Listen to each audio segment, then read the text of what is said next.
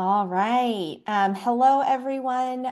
Welcome. We are thrilled to join you here. For folks on the call, welcome. Looking forward to kicking off this discussion. My name is Amy Nin. I am the head of diversity, equity, and inclusion here at Clever. And I am looking forward to kicking off the series and talking a little bit more about, why we're kind of hosting this. At Clever, we are really dedicated to advancing conversations on how to make edtech products work better for all students. And, we've learned that working with many edtech providers over the years that we've discovered what we think is a shared commitment and passion for product equity and inclusion. And so throughout November, we are really looking forward to hosting 4 in-depth discussions with edtech leaders about topics like designing for neurodiverse students, building product inclusion in content, understanding co-design methods and practice, and much more. You can see our amazing lineup of speakers here. And so if you have not registered for all of our other events that are coming up over the next couple weeks, we definitely encourage you to do so. But for today, I'm really looking forward to having a great conversation with Kimberly here. Kimberly Smith is the Chief Inclusive Innovation Officer and former Executive Director of the League of Innovative Schools at Digital Promise. She leads a national network of forward-thinking school district leaders and equity-centered R&D to design and implement inclusive innovation learning opportunities to advance equity and excellence for every learner. So we are excited to host Kimberly today to give you a sense of our agenda and what we're going to be covering. So we just did some introductions. We're going to discuss and talk about some frameworks that we think you all can use for designing in a more student-centered way. We will have time for question and answers. So if questions come up for you, please use the Q&A function and we will try to get to your question. So go ahead and start populating those as they come up. We'll share a recap at the end, and then we'll also talk about some of our upcoming sessions. So with that, let's go ahead and kick off the discussion. So Kimberly, tell us a little bit more about Digital Promise's Center for Inclusive Innovation. Absolutely. And thank you, Amy, for the opportunity and invitation to be here to talk about my favorite subject, really is inclusive R&D. So at the Center for Inclusive Innovation, we support schools and communities engaging inclusive R&D with researchers and developers. And the focus of the work is really shifting how education solutions are designed by ensuring that students, families, and communities are at the research and design table, particularly those that have been most impacted by inequity. We've seen a lot of novel solutions emerge from this work.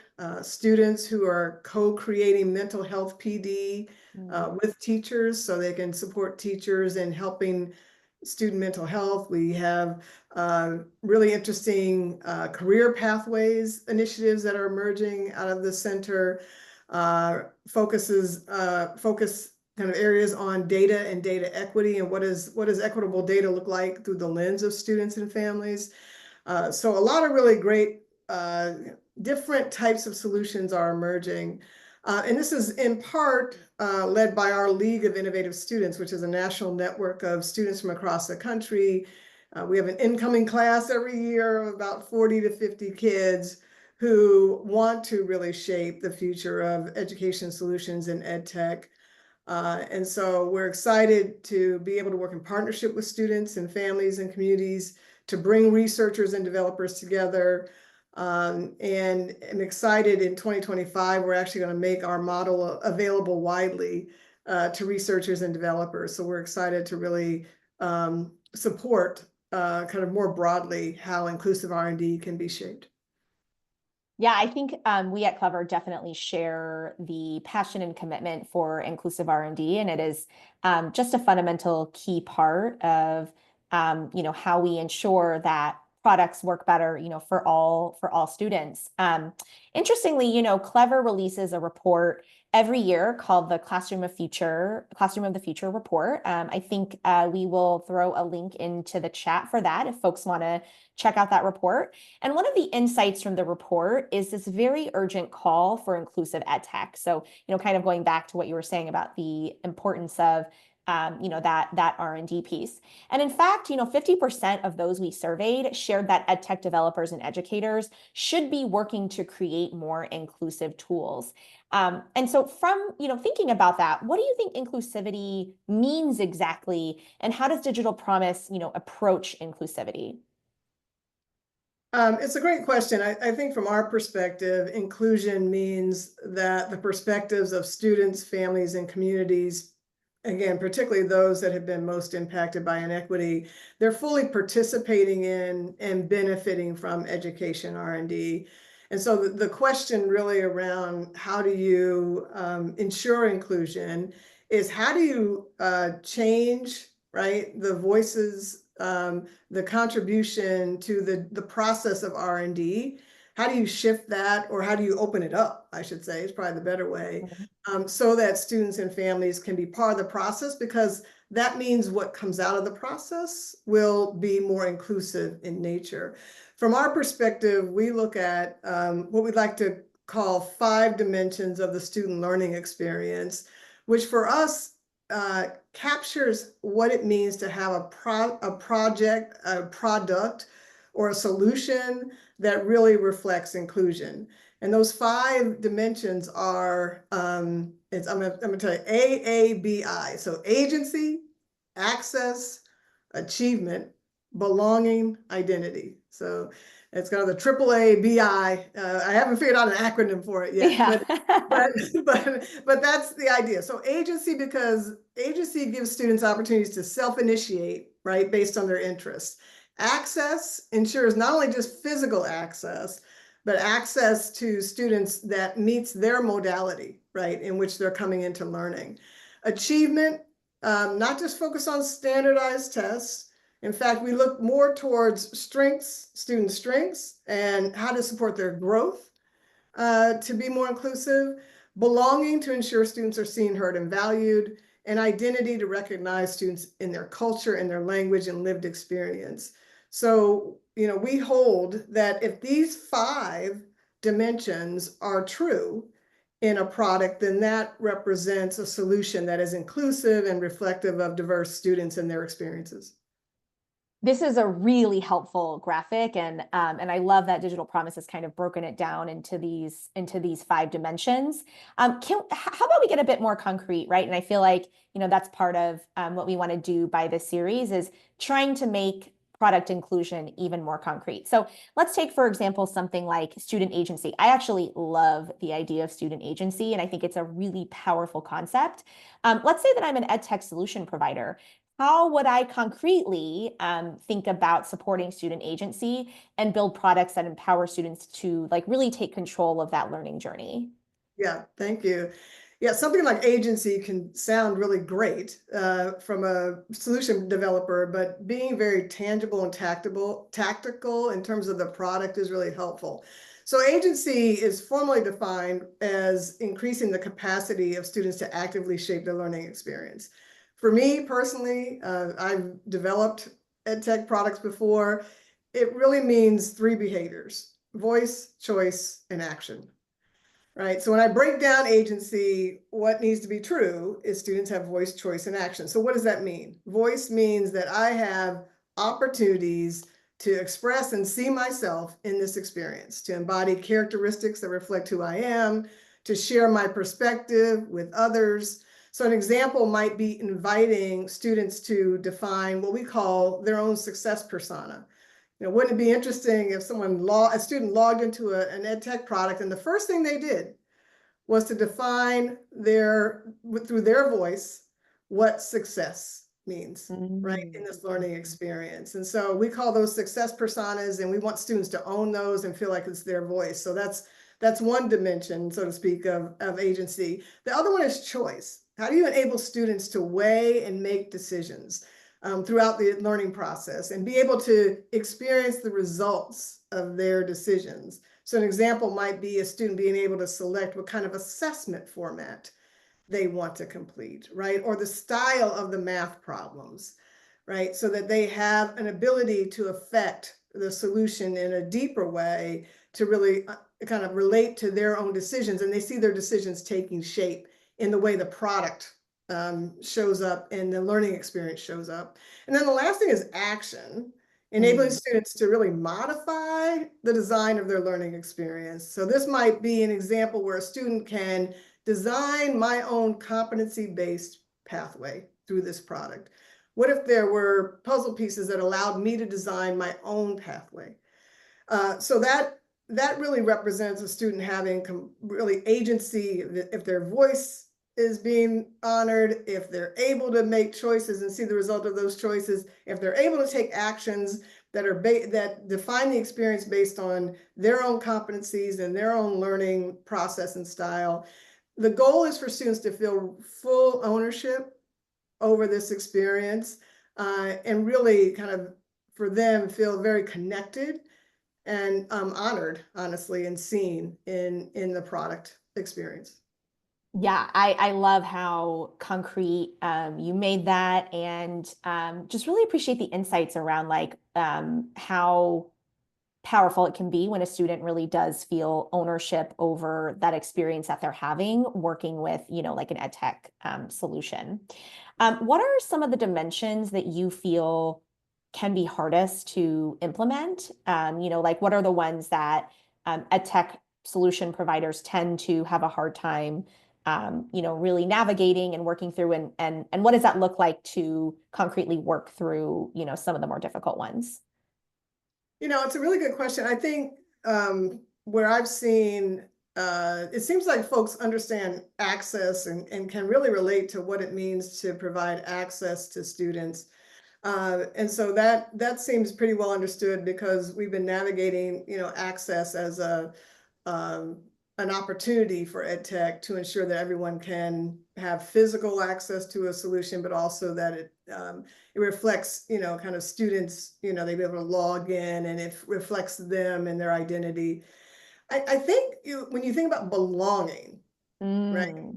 in this world and space we live in today, like students having belonging, we think about student mental health and what students are navigating, being able to feel belonging, right, in a digital learning experience can be really challenging because it is often thought of as a very kind of single, right, more siloed experience. Of course, we have experiences where there's peer-to-peer engagement, but how do you enable a person to feel cared for, right? And Mm. recognized and like they belong in the experience. Those are, when we get to those dimensions, we have to think more about the nuances of what is being taught, right? And what is the goal of the ed tech solution, and really try to almost like break that down through a lens of belonging to see where are the places where we can I don't know, overlay, if you will, belonging experiences with the learning experience. Yeah. And are there any examples of how you've seen that be successfully done? It's a good question because I don't, off the top of my head, I couldn't name a solution, but I do think that where I've seen it done well is what I call hybrid solutions Mm. that have some aspect of what the experience is in the digital environment, and then there's some piece of it that actually is in real world. Now that may not sound like ed tech, but if you think, you think about ways in which, you can have the students experience in their real world convey into an ed tech environment, that's where I've seen some kind of new frontiers around thinking about belonging. Got it.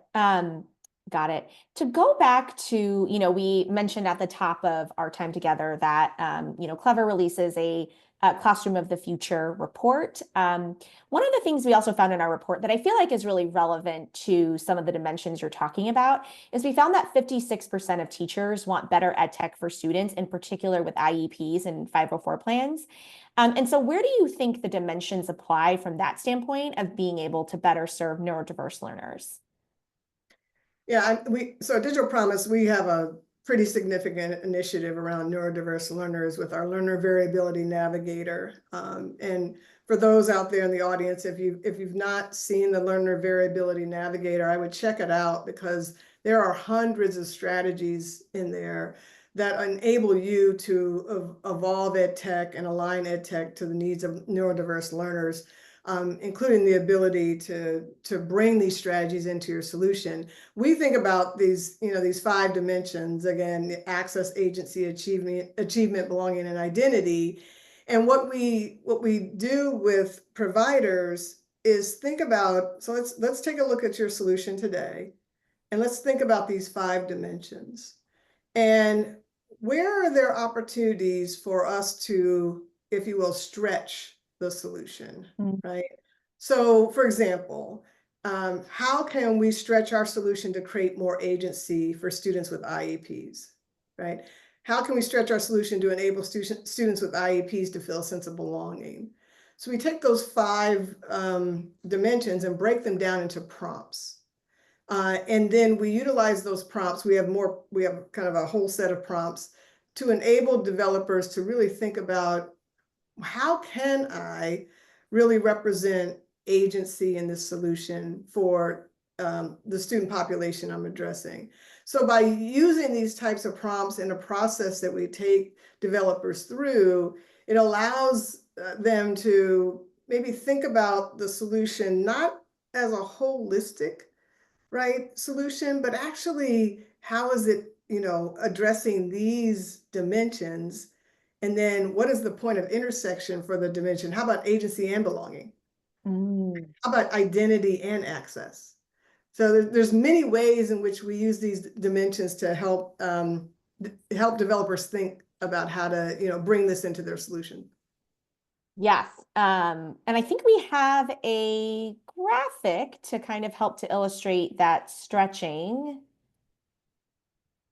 If we, Kimberly, can you talk about how you kind of see that stretching in line with, with this graphic? Yeah, absolutely. So we use this, we call this equity and innovation 2x2.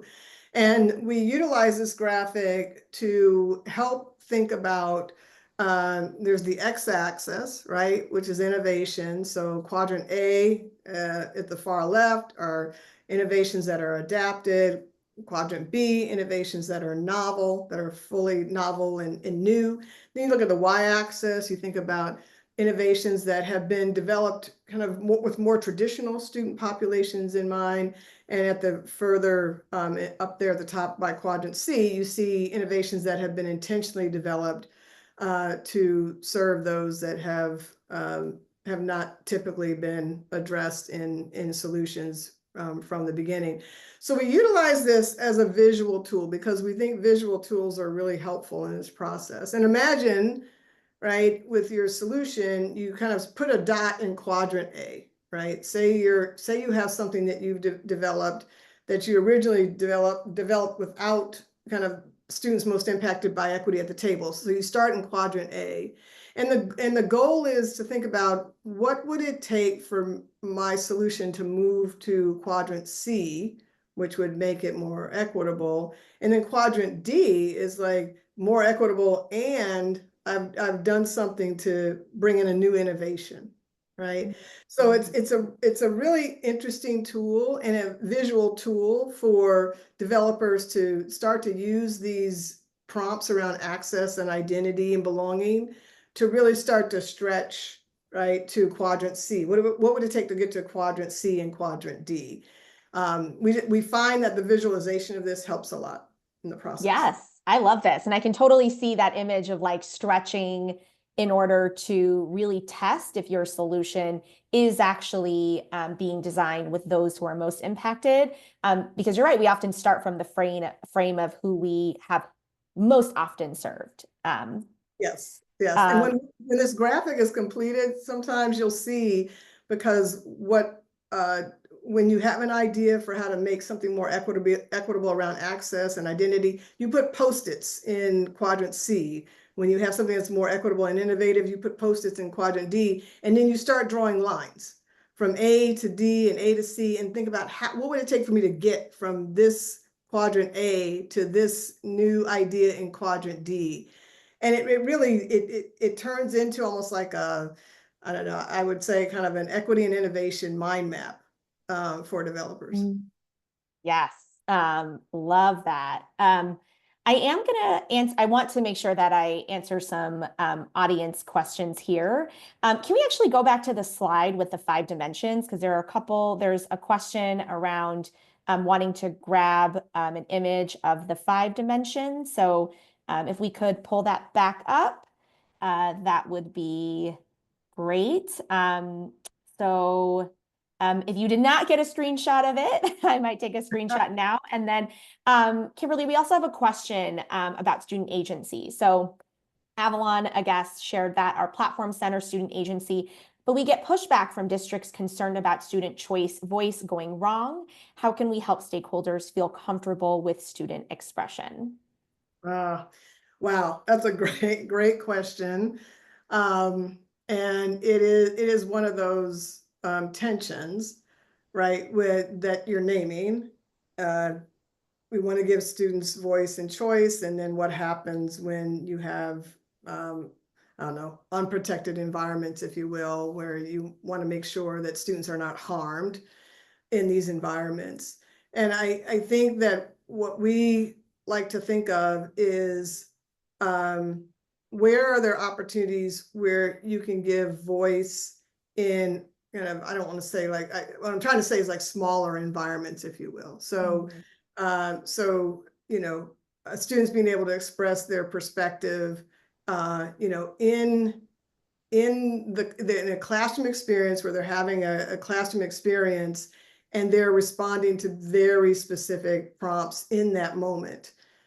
So it's not more of an open environment, but it's a really kind of focused and targeted environment where students are reacting and responding in that moment and in that space. So that's one way to think about it. But I do think that this is a bit of a conundrum when, you want to be able to enable students to have voice, and you want to be able to balance that with, some of the potential ramifications. And I partially think that's why I believe that education technology in and of itself is the more that we can think about, right, the combination of your in-person experience learning and your digital experience. So maybe their voice is in the classroom, and then they take what's in the classroom and they put that into the platform, right? So think about other ways in which you can, students might have voice in a different environment, and then they take the results of that and share that in the platform. That's another way to look at it as well. Right. Yeah. And what I'm hearing from you, right, is that voice doesn't necessarily have to look one way. And how do we get expansive, especially in certain constrained environments, right, to think about what voice can actually look like? Yes, yes, yes. I think Yeah. that's fair enough. And I also think that voice can take on, students also think of voice and identity as very connected. So are there characters that I can be in this environment, right? Are there characteristics that I can take on in this environment? And so there's different ways to kind of unpack this idea of voice, as you said, Amy. Yes. So turning to another question here, Kimberly, can you please share any digital experiences for kids that are exemplars in your view? Oh, wow. That's a great question too. Uh, I'm actually, I should have come prepared to answer that question. Because I don't really, off the top of my head, can name solutions specifically. I've seen experiences within solutions, but to name a solution just outright, holistically, it's difficult for me to name. I think for us, we see solutions that embody access in a great way or agency in a great way.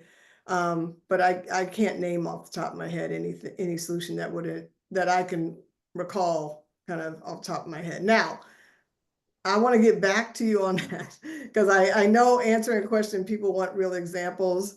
And so I would like to come back to that one if that's all right. Yes, absolutely. We can definitely come back. And, we have a series in which we can also share some exemplars throughout as well. In our series, which hopefully folks are joining for, our next 3 sessions, we do have organizations that will be talking concretely, edtech providers talking concretely about how they've thought about some of these 5 dimensions as well. Okay, Kimberly, so I'm going to take a question from the chat, actually.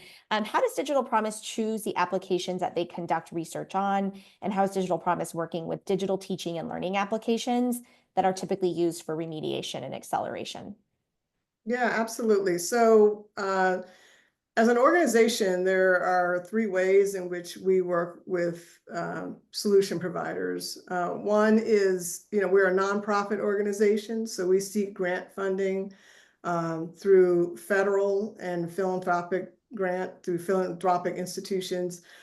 So we often we have a large research team at Digital Promise, and the research team will submit grant proposals for federal grants. And in so doing, seek out or work with solution providers.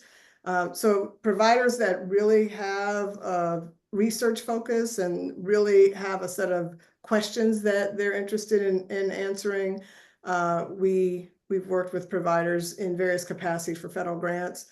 We also secure, philanthropic grants through our work. Again, providers that have research questions. I'll give you an example. There's a platform that is really doing some really interesting work around how districts can use data. And we're in the process of identifying a funding opportunity. So, those of you that have interesting research questions you're trying to ask your application, or you want to learn about your application, I invite you to reach out to me because we're always looking for edtech providers that have research questions that they are interested in answering. And sometimes we actually work with providers in what I call rapid cycle iterations. So for example, we poll districts on what their interests are. And of course, AI is a big interest right now.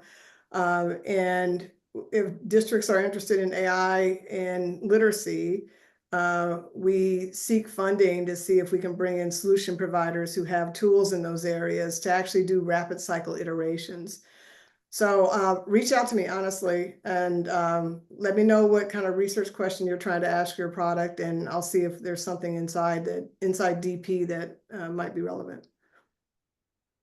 All right, so we are coming up on our time. And so Kimberly, I just want to give you the chance to share any other tips or any closing words you have for some of our edtech providers on here as they think about leveraging and using some of the frameworks and tools you shared today.